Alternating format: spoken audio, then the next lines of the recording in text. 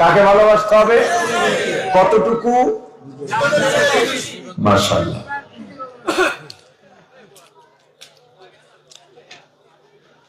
হ্যাঁ, এখন ভালোবাসা আজীবন আপনারা শুনছেন ভালোবাসতে হবে, কিন্তু ভালোবাসা জিনিসটা কি এই ব্যাখ্যা আমার মনে হয় আপনারা শোনেন নাই, এবং আপনাকে জিজ্ঞেস করলে আপনি বলতে পারবেন না ভালোবাসা কি। ভালোবাসা পৃথিবীর শ্রেষ্ঠতম পবিত্র শব্দ। কি বলছি? ভালোবাসা পৃথিবীর শ্রেষ্ঠতম পবিত্র শব্দ, এর থেকে পবিত্র শব্দ আর নাই। এই পবিত্র ভালোবাসা আমরা আলেমরা, খতিব সাহেবরা, ওয়াইজিনে কেরাম আলোচনা না করতে করতে এখন নাপাক সম্পর্কের নাম দিছে ভালোবাসা, আর ওইটা কি পবিত্র বলে? কথা বলে না। আরে ওরা তো বলে ওইটাকে ভালোবাসা, এবং ওইটাকে পবিত্র ভালোবাসাই বলে ওরা, কিন্তু ওটা তো নাপাক সম্পর্ক, ওটা তো পবিত্র ভালোবাসা না। আমরা পবিত্র ভালোবাসা কি এটা আলোচনা না করার কারণে ওরা এই শব্দটা চিন্তা করে নিয়ে গেছে। প্রথমে বুঝেন ভালোবাসা কি। ভালোবাসা হলো যাকে আমি ভালোবাসবো, যার প্রতি আমার টান, তার কোন চাহিদা চাওয়াকে পূর্ণ করার জন্য আমার ভেতরে যে ব্যাকুলতা সৃষ্টি হয়, তার পছন্দ মতো আমাকে সাজাবার জন্য আমি নিজেকে যে কম্প্রোমাইজ করি, আমার ভিতরে যে উথাল পাতাল অবস্থা হয়, এই ব্যাকুলতাকে ভালোবাসা বলে। এই ব্যাকুলতাকে কি বলে? ভালোবাসা বলে। এখন আমার ভেতরে যে ব্যাকুলতা আছে তার প্রমাণ মিলবে কিভাবে? আপনার এই টুপিটা আমার পছন্দ, আমি যদি ভালোবেসেই থাকি আপনার এই টুপি চাওয়া, অথবা আপনাকে টুপি দেওয়ার জন্য, আপনার চাওয়া পূরণ করার জন্য আমার ভিতরে একটা ব্যাকুলতা সৃষ্টি হবে। ব্যাকুলতা সৃষ্টি হলো কিনা প্রমাণ মিলবে কিভাবে? আপনার চাওয়াটা যদি পূরণ করি, টুপিটা যদি কিনে দিই। কথা বুঝেন নাই? কথা বুঝেন নাই? যেমন খুব সহজে বুঝেন, 3-4 বছরের ছেলে মেয়ের বাবারা, ছেলে মেয়ের বয়স যখন 2.5-3-4 বছর হয়, ওই পোলাপান কি মজা লাগে। ছেলে মেয়ের বাবারা কথা বলে না? হ্যাঁ, ও যা বলে তাই ভালো লাগে। এখন আপনি বলেন তো, আপনার ওই ছেলে বা মেয়েকে ভালোবাসেন কিনা? এখানে কি বাপের সংখ্যা কম? বলেন ভালোবাসেন কিনা? ভালোবাসেন। তার প্রমাণ কি? আপনার ছেলে এসে বলল, আব্বু পাশের বাসায় আমার বন্ধু আব্দুল্লাহ, ওর বাবা ওর জন্য 2টা জুতা কিনে দিছে, ওটা পায়ে দিলে 4 বছর বাতি জ্বলে, হাঁটলে বাঁশি বাজে, আমার ওরকম 2টা জুতা লাগবে। আপনি ছেলেকে ভালোবাসেন? এই যে ছেলে আপনার কাছে চাহিদা মতো একজোড়া জুতা চাইলো, আপনার ভিতরে ব্যাকুলতা তৈরি হয়ে গেছে, সৃষ্টি হয়ে গেছে, শুরু হয়ে গেছে। আপনি এখন তো মোবাইলের যুগ, সহজ। সন্তানের মাকে বললেন যে আমার কলিজার টুকরা সন্তান কোন জুতার কথা বলে, একটু ছবি তুলে আমার মোবাইলে পাঠাও তো। আমি আপনার কাছে চাইলে আপনি তো দিলেন না, পাশের বাড়ির একজন চাইলে আপনি তো দিলেন না, একজন ভিক্ষুক এসে আপনার কাছে হাত বাড়াইলো, টাকা দিলেন 2টা। কেন? ভালোবাসেন না তো। যার জন্য তার চাওয়ার ক্ষেত্রে আপনার ভেতরে ব্যাকুলতা সৃষ্টি হয় নাই, তার দুঃখ থেকে হয়তো মানবিক কারণে দুঃখ নাই। কিন্তু ছেলে যখন জুতা চাইলো, আপনি বললেন ছবি এনে দাও, আপনি ছবি নিয়ে মরিচা বাজারে এখন দোকানে যান, জুতার দোকান, ভাই এই জুতা আছে? মরিচা নাই, ওয়ার্কেন গেছেন, এই জুতা আছে? টেকনাফ গেছেন, এই জুতা আছে? না নাই। দুপুর হয়ে গেছে, গেছেন কক্সবাজার, গিয়া দোকানে দোকানে খুঁজতেছেন, হঠাৎ আপনার এলাকার এক বড় বিলের লোকের সাথে দেখা। কিরে তুমি তো এইটাই মেয়ে, কখনো কক্সবাজার আসো না, এখন কেন এলা? ছেলে জুতা চায়। পাও না, তো পরে নাও। কয় না, খালি হাতে গেলে ছেলে কান্নাকাটি করবে। কি করবে? কান্নাকাটি। তোমার কি? কয় না, আমার কলিজায় লাগে ও কানলে। কেন? আমি ওকে ভালোবাসি। এই যে ভালোবাসেন, আপনি বাজারের পর বাজার পাল্টাইলেন কেন? ওকে আপনি ভালোবাসেন বলে, ওর চাহিদা পূরণের জন্য আপনি এক বাজার থেকে আর এক বাজারে গিয়েছেন। কথা বলে না? তিন বন্ধু, একজন মেসির পাগল, একজন নেইমারের পাগল, আর একজন রোনাল্ডোর পাগল। কিনাল্ডো? কথা বলে না? তিনজন আর স্টাইলে চুল রাখছে। মাঝে মাঝে এটা নিয়ে ঝগড়াও লাগে। তার দল যদি কারোর সাথে খেলায় ঠগে, সারা রাত আর ঘুমায় না আনন্দে, ঠগছে হের দল, আনন্দ আর একজন। কথা হয় না কেন? ওই যে ভালোবাসা,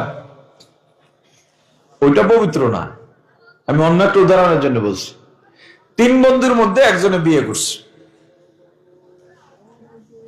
বিয়ে করার পর স্ত্রীকে ভালোবাসা দরকার আছে না নাই?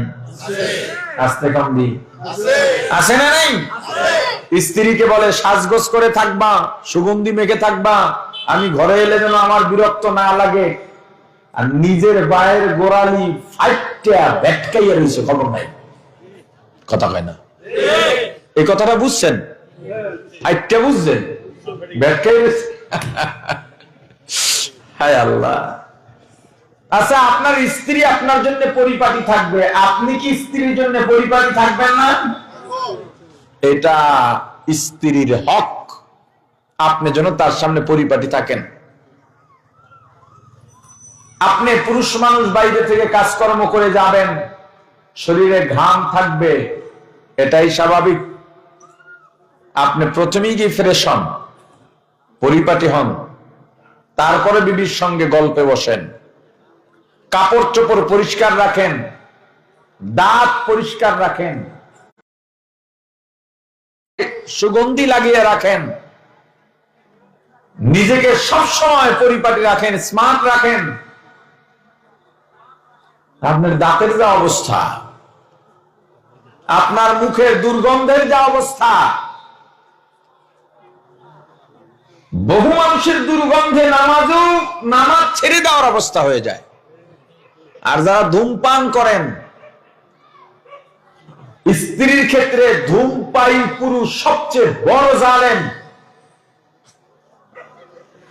কারণ ধূমপান যারা করে তাদের মুখের দুর্গন্ধ পৃথিবীর সব থেকে খারাপ।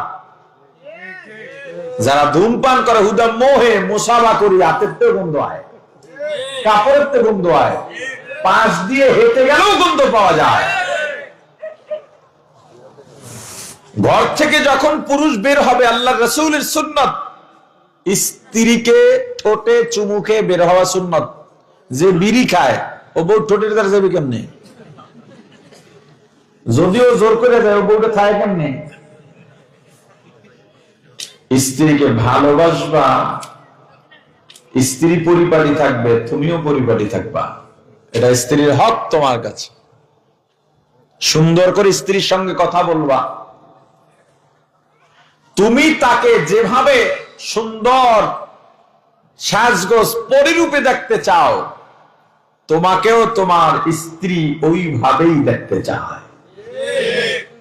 তুমি ধনী হও আর গরিব হও, তুমি তোমার স্ত্রীর কাছে রাজপুত্র, রাজা, সুলতান।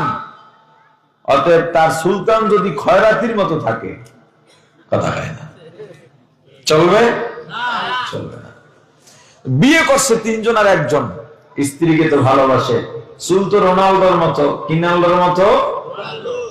স্ত্রী বলে, তুমি যে চুল রাখছো, এই চুলটা আমার কাছে পছন্দ না। যুবক আর দেরি করে নেয়, সেলুনে গিয়া বলে, তোমার কি পছন্দ? সমান করে ফেলাও। পুরা সমান করে ফেলছে। ওই মেসি আর নেইমার এর বক্তরা কয়, কিরে যে চুল নিয়ে এতদিন দ্বন্দ্ব করি, কাটতে লাইলি কা? কয়, আমার বউয়ের পছন্দ না। বউয়ের পছন্দ না তাতে কি হয়েছে? না, আমি ওকে ভালোবাসি, যাকে ভালোবাসি তার পছন্দের বাইরে আমি যাইতে পারবো? বলেন পারবো? এটার নাম ভালোবাসা। হ্যাঁ, যারা বিবাহ বহির্ভূত ছেলে মেয়ে সম্পর্ক গড়ে, এই যে টান তাদের ভিতরেও আছে, ব্যাকুলতা আছে, ওটা নাপাক, ওটা অপবিত্র, ওইটার নাম ভালোবাসাও না। এখন রাসূলকে ভালোবাসতে হবে দুনিয়ার সব থেকে বেশি, নিজের থেকেও, কথা বলে না, নিজের থেকেও বেশি। ভালোবাসার সংজ্ঞা তো বললাম। এখন আপনি রাসূলকে ভালোবাসেন কি না, দুই ভাবে প্রমাণ হবে। এক, রাসূল আমার কাছে কি চাইলেন, সেই চাওয়া পূরণের জন্য আমার ভিতরে ব্যাকুলতা সৃষ্টি হবে। আমার ভেতরে ব্যাকুলতা আছে কিনা প্রমাণ হবে পালন করার মাধ্যমে। দুই, রাসূলের কি পছন্দ আর কি অপছন্দ। আমি যদি রাসূলকে ভালোবাসি, আমার কথা থাকবে, আমি কোন দলমত বুঝি না, আমার রাসূলকে ভালোবাসি, আমার ভালোবাসার পাত্রের অপছন্দের কাজ আমি উম্মত করতে পারবো না। বুঝতে পারছেন?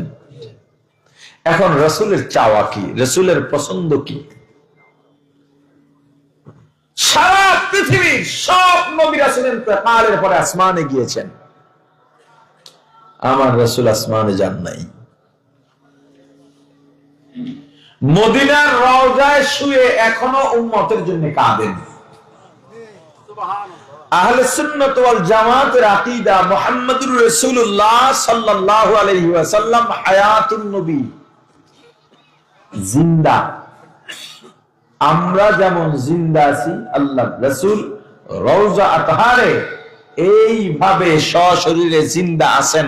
এটা আহলে সুন্নাত ওয়াল জামাতের আকীদা, বিশ্বাস। আপনার আমারও এটার উপরেই ঈমান আনতে হবে। শাইখুল ইসলাম হযরত হুসাইন আহমদ মাদানী রাহমাতুল্লাহ আলাইহি বিভিন্ন মাযহাবের ছাত্রদের নিয়ে কাবা শরীফের সামনে ক্লাস দিতেছেন, দর্শ দিতেছেন। সবকের বিষয়, লেখাপড়ার বিষয় আকীদা, হায়াতুন নবী। মাদানী রাহমাতুল্লাহ আলাইহি বললেন, রাসূল আমার হায়াতুন নবী। মাযহাব কিন্তু শুধু চারটা নয়, মশহুর প্রসিদ্ধ মাযহাব চারটা, আরো কিছু অঞ্চল ভিত্তিক ছোট ছোট মাযহাব আছে। সব মাযহাবের ছাত্রদের নিয়ে ক্লাস করতেছেন। উস্তাদ হলেন হুসাইন আহমদ মাদানী রাহিমাহুল্লাহ, ছাত্র হলেন বিভিন্ন মাযহাবের অনুসারী ছাত্ররা। একজন বলে হুজুর বুঝি নাই, আর একজন বলে বুঝতে পারছি, আর একজন বলে ইন্তেকালের পরে আবার রওজার ভিতরে সশরীরে কিভাবে থাকে। হুসাইন আহমদ মাদানী রাহমাতুল্লাহ আলাইহি বললেন, সবাই আবার নতুন করে ওযু বানাও। সবাই ওযু বানিয়ে এলেন, বললেন এবার সিজদায় যাও, রওজার মুরাকাবা করো। মুরাকাবা কারে কয়? চামড়ার চোখ বন্ধ করলে যেই চোখ খুলে যায়, ওই চোখ দিয়ে কিছু দেখা, অনুভব করা, দেখার চেষ্টা করা। আমরা ঘুমাইলে স্বপ্ন দেখি, স্বপ্ন দেখ, আমরা ঘুমানোর পরে চোখ বন্ধ থাকে না খোলা থাকে? দেহি কি দিয়া? ওটা অন্তর্চক্ষু। মুরাকাবায় ওইভাবে দেখা যায়। সবাই রওজার মুরাকাবা করা।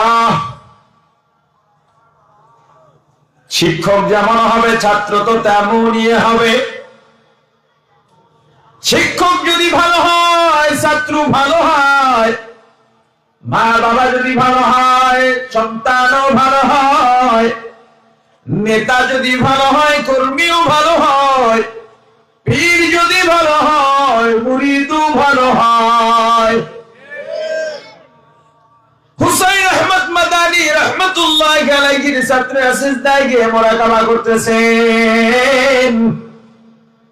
কিছুক্ষণ মুরাকাবা করার পর ছাত্ররা চিৎকার দিয়ে উঠে বলেন, হুজুর ওই যে দেখা যায় রাহমাতুল লিল আলামিন, সাইয়্যিদুল মুরসালিন, ইমামুল মুরসালিন, খাতামুন নবীন, শাফিউল মুজনিবিন, উম্মতের কান্ডারি, মানবতার মুক্তির দূত সাইয়্যিদুনা মুহাম্মাদুর রাসূলুল্লাহ সাল্লাল্লাহু আলাইহি ওয়াসাল্লাম রওজার ভিতরে সিজদায় পড়ে উম্মতি উম্মতি বলে কাঁদে।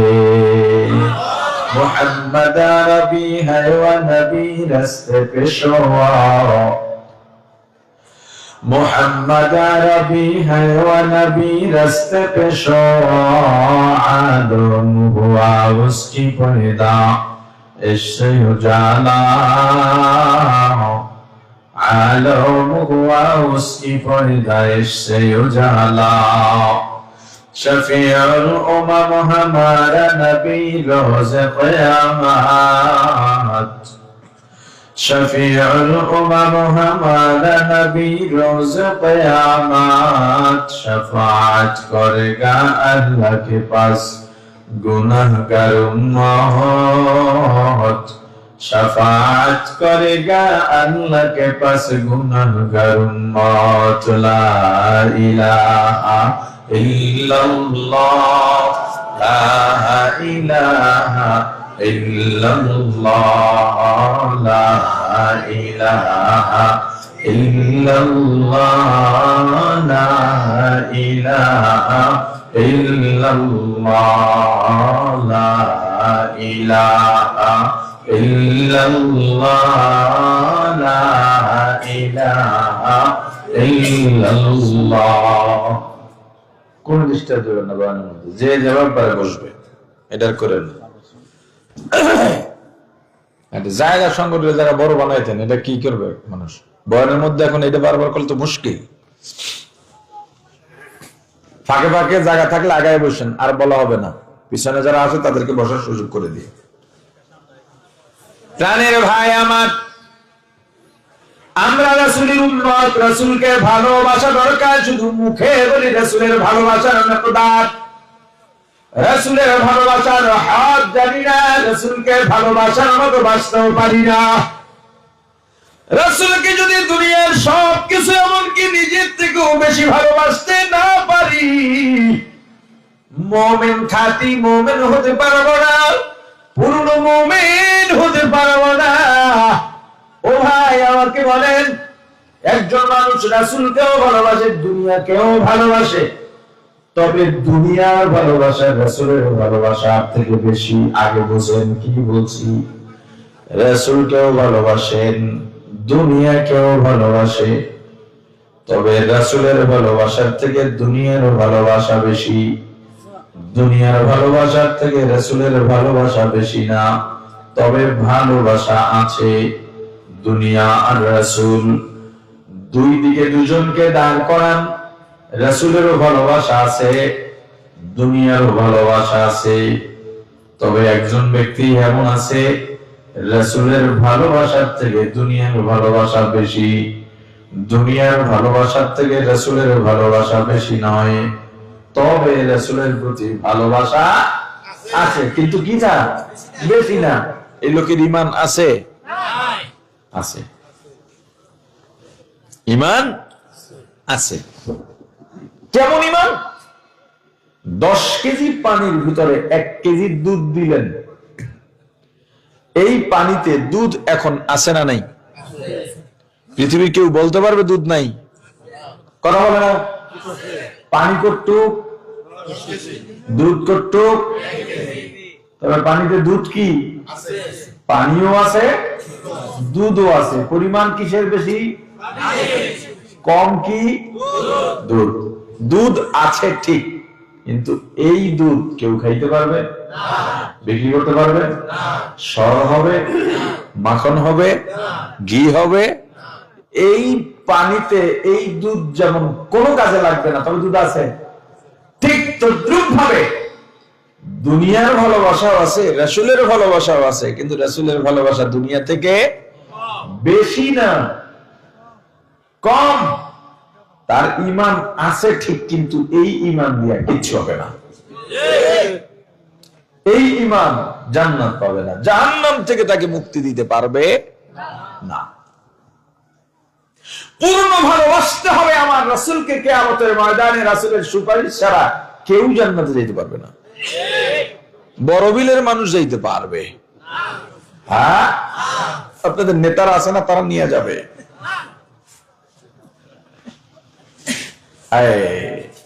তুমি রাসূলের উম্মত, কিন্তু রাসূলের জীবনী জানো না, রাসূলের নাম সুন্দর করে বলতে পারো না।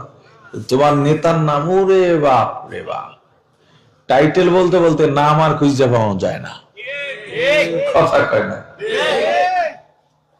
রাসূলের উপরে তুমি দরুদ পড়ো না, দরুদ পড়তে হয়, তাও তোমার আগ্রহ নাই। যদি জিজ্ঞেস করা হয় বছরে তুমি রাসূলের উপরে কয়বার দরুদ পড়ছো, কর গুনে গুনে বলে দেওয়া যাবে 100 বার পড়ে নাই।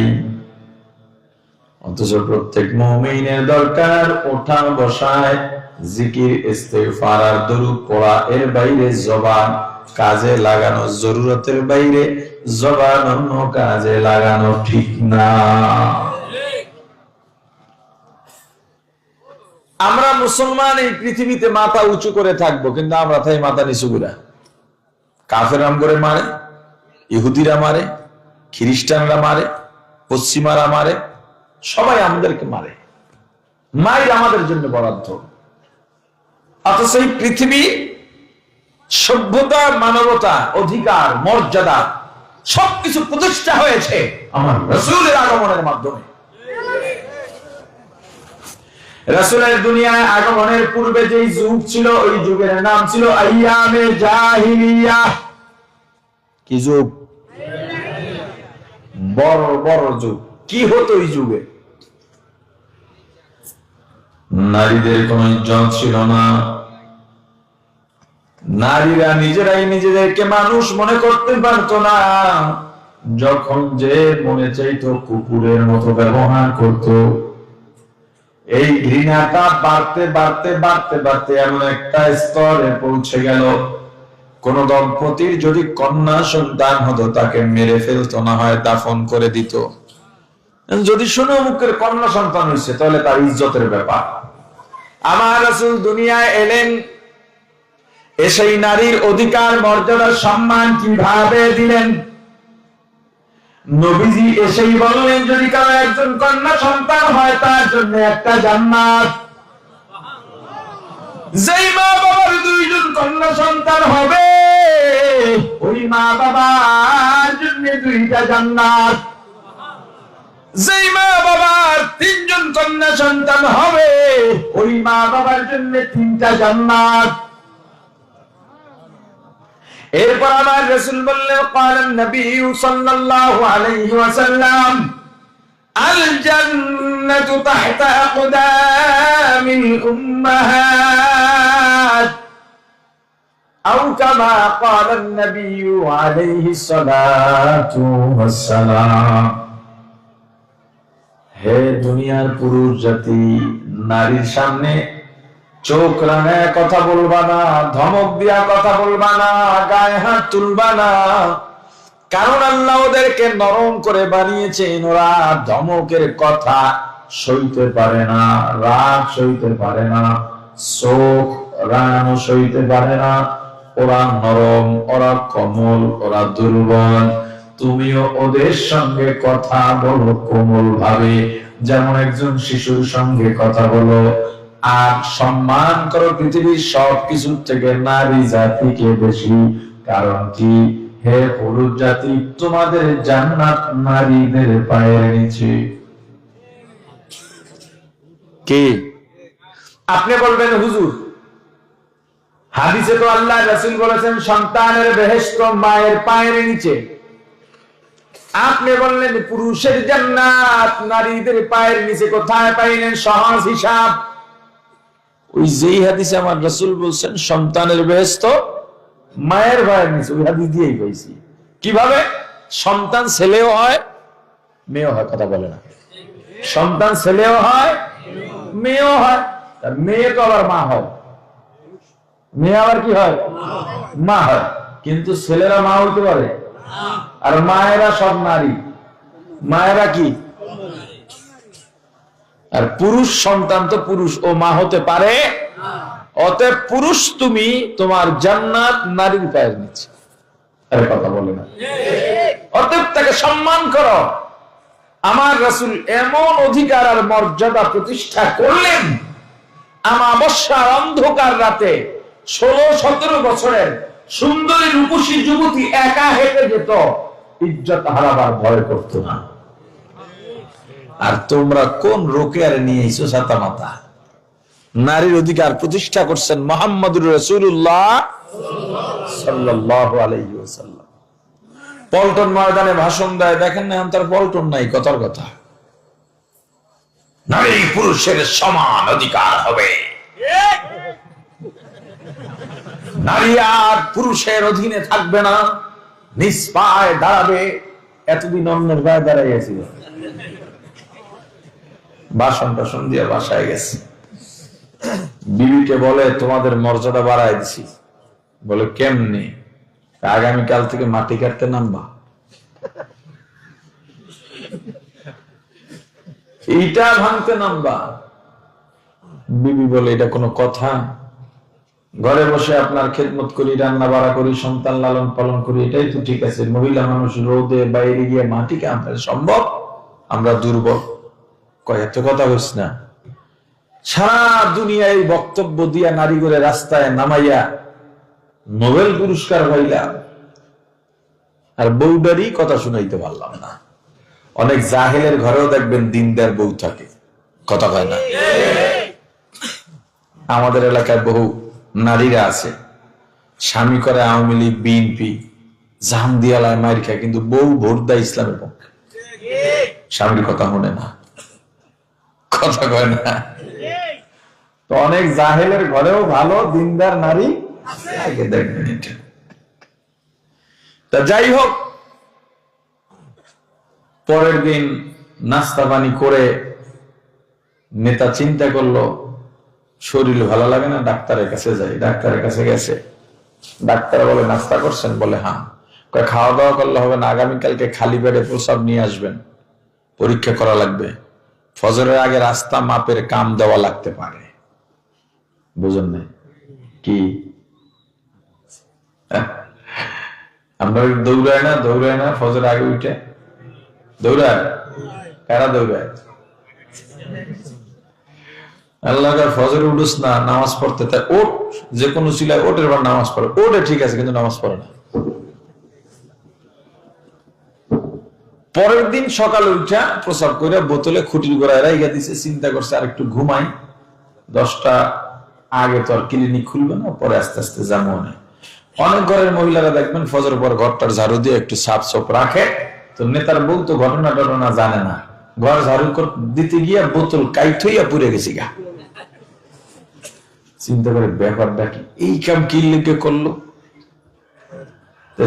যে জন্যই করুক, কোন একটা কাজের জন্য করছে, কিন্তু যদি জানতে পারতো কিল একটাও মাটির পড়বে না। যদিও বাইরে নারী অধিকারের কথা বলে, ঘরে যে বউ কিলায় এটা তো মানুষে জানে না। যা কিল টিল খাইয়া দুই একটা না হয় বললাম, কিন্তু প্রসাব পাইবে কই? গোডাউন তো খালি, যা দেওয়ার তা তো দিয়ে দেখ। প্রসাবের ব্যাপার ব্যবস্থা করে থুয়ে দিছি। নেতা বেটায় বোতল নিয়ে পেটটা ঢুলাইতে ঢুলাইতে ডাক্তারের কাছে গেছে। ডাক্তার পরীক্ষা নিরীক্ষা করে রিপোর্ট যখন সামনে আসছে, রিপোর্ট দেখে চোখ গেছে বড় বড় হইয়া। ডাক্তার একবার রিপোর্টের দিকে তাকায় আর একবার নেতার দিকে তাকায়।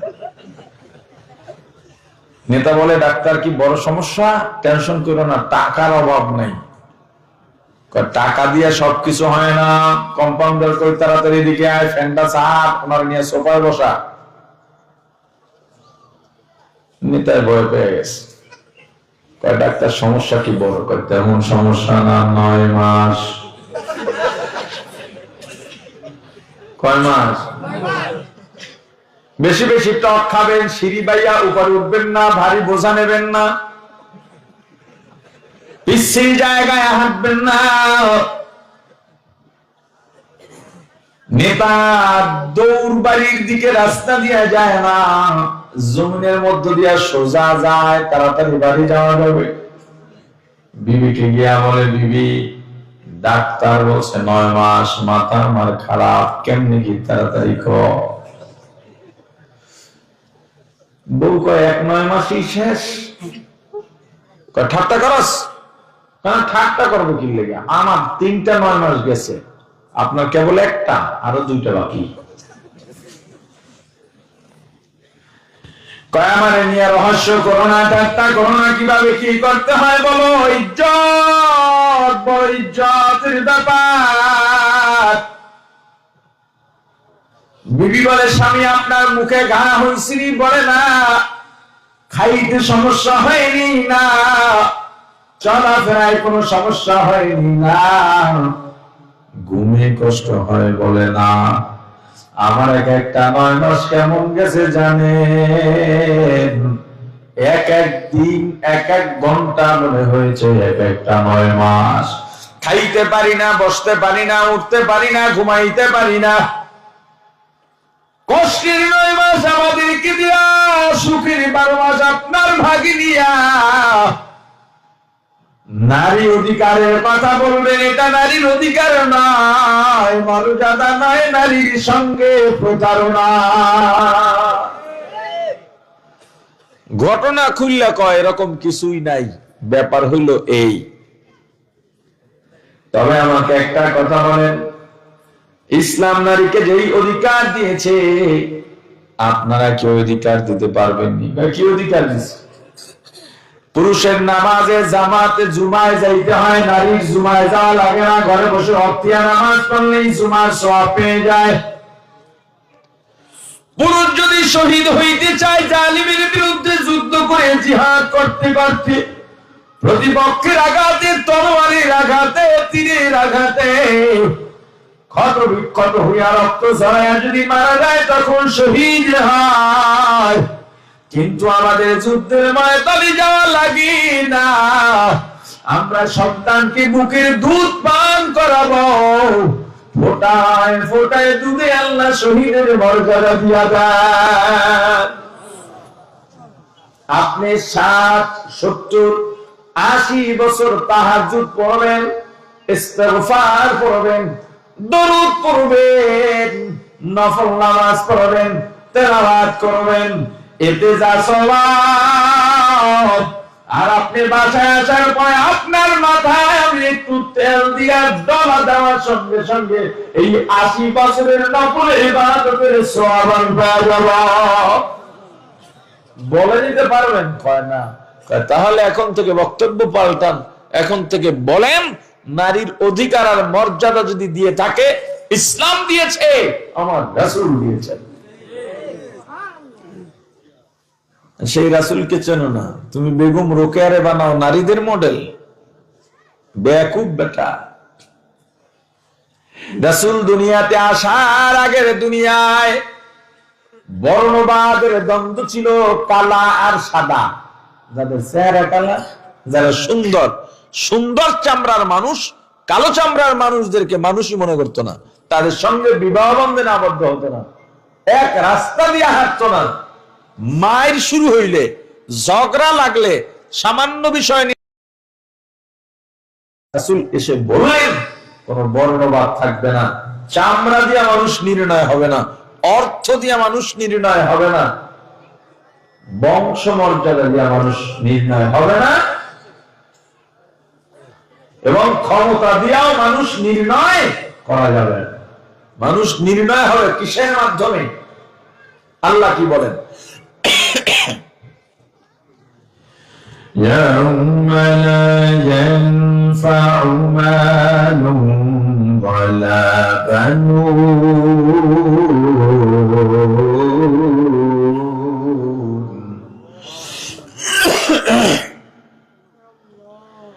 إلا من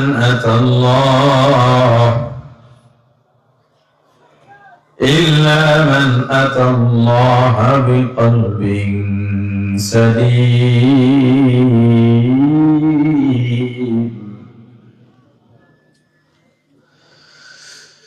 يوم لا ينفع مال ولا بنون إلا من أتى الله بقلب سليم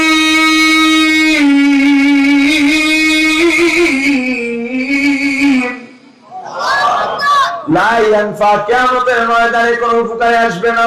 মালুন, হে মালদারেরা শুনে নাও, দুনিয়ার মাল সম্পদ, ধন সম্পদ, টাকা পয়সা, প্রভাব প্রতিপত্তি কিয়ামতের ময়দানে কোনো উপকারে আসবে না। ওয়ালা বানুন, সন্তান সন্ততি, নেতা নেত্রী কোনো কাজে আসবে না, কোনো উপকারে আসবে না। কি উপকারে আসবে জানো? ইল্লা মান আতাল্লাহ, যারা আমি আল্লাহর কাছে আসবে, কি নিয়া বিকলবিন সালিম, একটা শুদ্ধ পরিচ্ছন্ন কলব নিয়ে আসবে। এদের দাম, কার দাম? পরিচ্ছন্ন কলবের দাম। চামড়ার দাম নাই।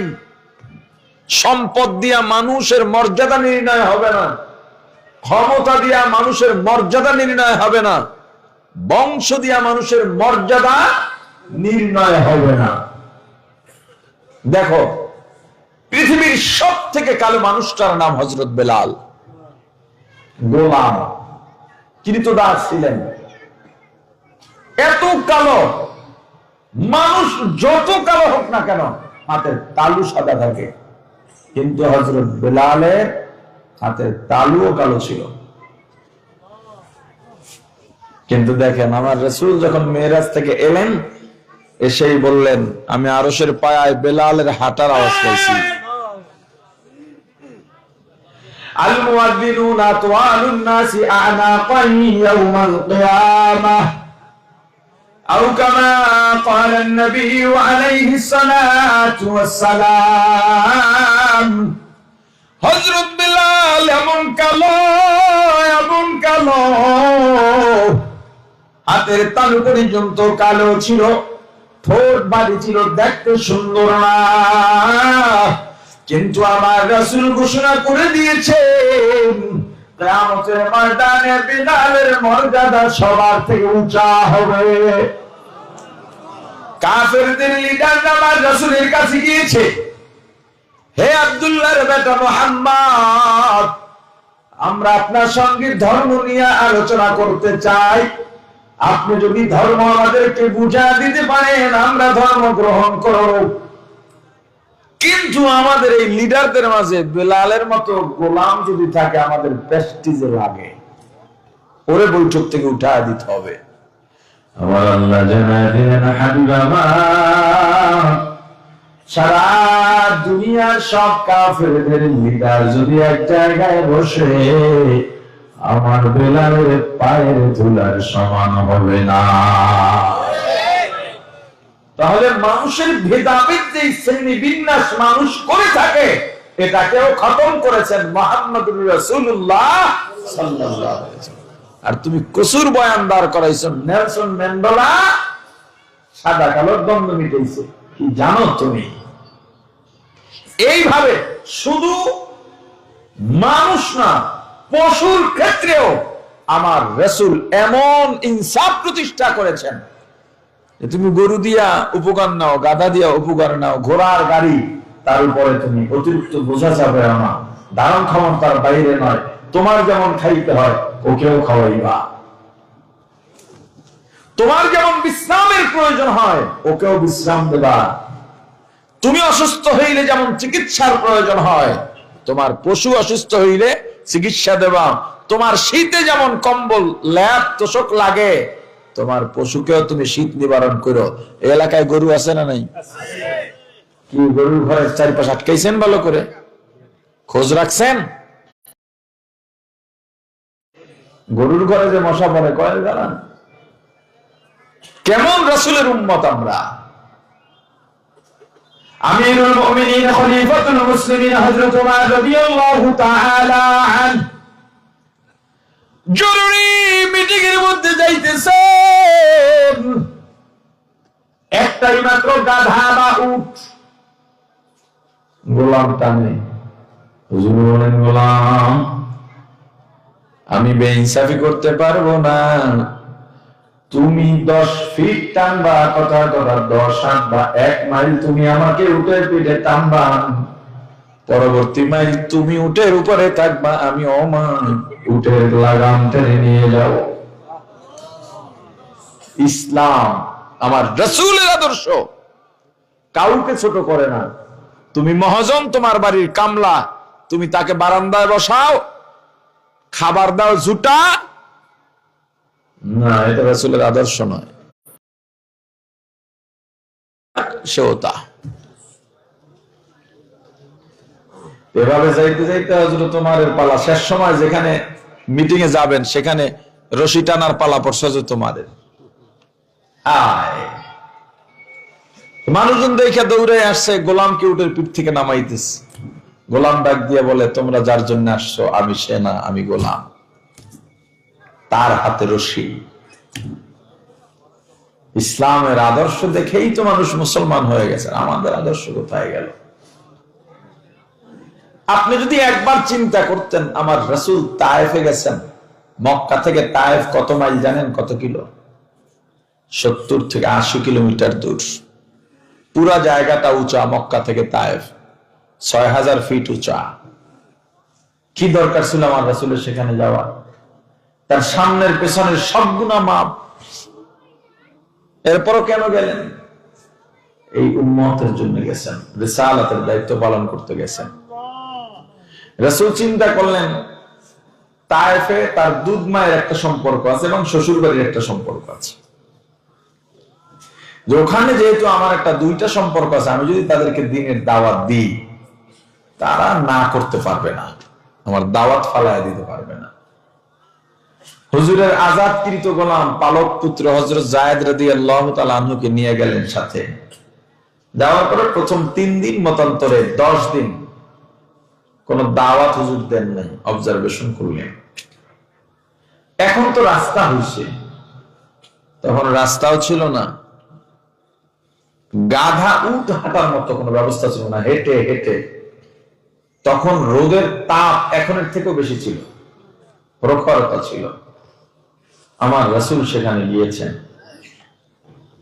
3 দিন মতান্তরে 10 দিন পর তায়েফের শহরে আমার রাসূল দাঁড়ালেন, ডাকলেন, হে তায়েফবাসী,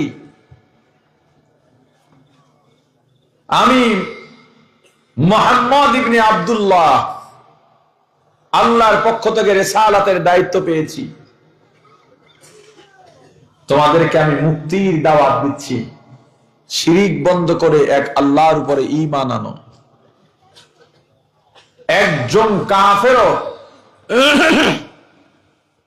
আল্লাহ রাসূল 3 দিন বা 7 দিন দাওয়াত দিয়েছেন, একজন কাফেরও রাসূলের দাওয়াত গ্রহণ করেনি। বং কাফিররা সব দুষ্ট ছেলেদের লেলিয়ে দিল, পাথর নাও। ওদিকের পাহাড় এখনো পাথরের, তখন তো আরো বেশি ছিল, পাথরগুলো ধারালো ছিল, চারিদিক থেকে ব্লেডের মতো ধার। এখনো পুরাতন অনেক পাহাড় আছে, ধারালো পাথর সব। পাথর মেরে বের করে দাও, এ আমাদের দুশ্মন, এ পাগল, তায়েফের বাইরে বের করে দাও। তায়েফের প্রান্তরে নবীজি যেদিন দ্বীনের দাওয়াত দিতে যান, সেদিন নবীজি আমার কত আঘাত সহিলেন। এদিন নবীজি সেদিন কত আঘাত সহিলেন, অসহায়। তায়েফের প্রান্তরে নবীজি যেদিন দ্বীনের দাওয়াত দিতে যান, যায়েদকে সাথে নিলেন, 3টে দিন দাওয়াত দিলেন। একটা কাফের দিন করলো না কবুল, যায়েদকে সাথে নিলেন, 3টে দিন দাওয়াত দিলেন। একটা কাফের দিন করলো না কবুল, বরং পাগল বলিয়া দিল তারাইয়া, পাগল বলিয়া তারাইয়া চিনল না ওই দুর্ভাগার দল আল্লাহর রাসূল চিনল না ওই দুর্ভাগার দল আল্লাহর রাসূল সেদিন নিরাশ হয়ে নবীজি আসতেছিলেন ফিরিয়া নিরাশ হয়ে নবীজি আসতেছিলেন ফিরিয়া হয়ে অসহায় তায়েফের প্রান্তরে নবীজি যেদিন দিনের দাওয়াত দিতে যান